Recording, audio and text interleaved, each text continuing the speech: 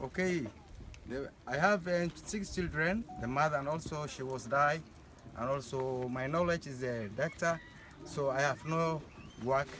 So in this country, so almost where we are going to the place of the work, they have to say we have no vacancy, so that I'm very surprised about that issue, so that my children almost I'm working by muscles daily work, and also I'm cooking. You can see even my kitchen. So I have no work. You can see my kitchen. Huh?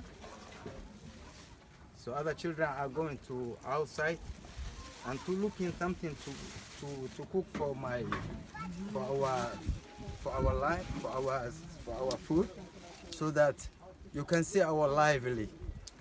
It's a very low. I think so. And you have experience for doctor. Yeah. Yeah.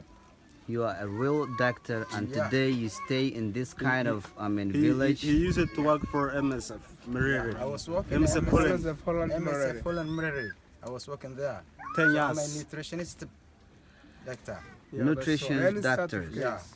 So that I'm evacuate the place of the Al-Shabaab area.